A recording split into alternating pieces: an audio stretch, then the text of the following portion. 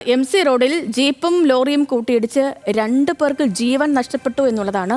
Nattakam polytechnic കോളേജിന് സമീപമാണ് ഈ അപകടമുണ്ടായത്. ബംഗളൂരുവിൽ നിന്ന് ലോഡുമായി വന്ന ലോറിയാണ് ജീപ്പ് ഇടിച്ചു കയറിയത്. ജീപ്പ് യാത്രക്കാരായ 2 പേരാണ് മരിച്ചത്. 3 പേർക്ക് പരിക്കേറ്റിട്ടുമുണ്ട്.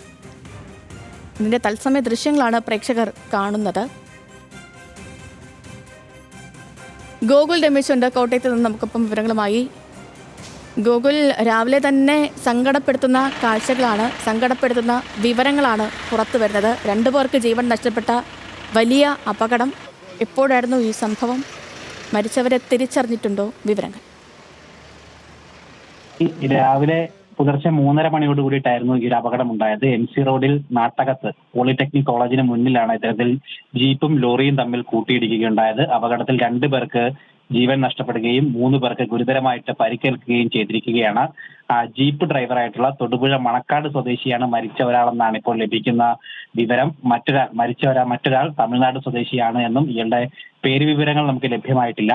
ഒപ്പം വാഹനത്തിലുണ്ടായിരുന്ന 2 അസം സ്വദേശികളെ കോട്ടയം മെഡിക്കൽ കോളേജ് ആശുപത്രിയിൽ എത്തിച്ചിട്ടുണ്ട്. അവർക്ക് ഗുരുതരമായിട്ട് പരിക്കേറ്റിട്ടുണ്ട്. ബാംഗ്ലൂരിൽ നിന്നും പള്ളത്തേക്ക് വരികയായിരുന്ന VRL ലോജിസ്റ്റിക്സ് എന്ന് പറയുന്ന ലോറി ആണ് അപകടത്തിൽപ്പെടുകയുണ്ടായത്.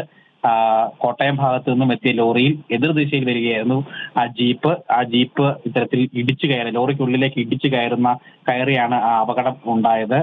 മുൻഭാഗം പൂർണ്ണമായിട്ട് ജീപ്പിന്റെ തകരുകയും ചെയ്തിട്ടുണ്ട്. അവിടെ സംഭവ സമയം ഓടിക്കൂടിയ നാട്ടുകാർ ചേർന്നുകൊണ്ടാണ് ജീപ്പ് വെട്ടിപ്പൊളിച്ചുകൊണ്ടാണ് അതിനകത്തുള്ള ആളുകളെയൊക്കെ പുറത്തെടുക്കാനായിട്ട് സാധിച്ചത്. ഇന്റീരിയർ വർക്ക് ജോലി ചെയ്യുന്ന ആ ജീവനക്കാരാണ് ജീപ്പിൽ ഉണ്ടായിരുന്നതെന്നാണ് നമുക്ക് ലഭിക്കുന്ന വിവരം.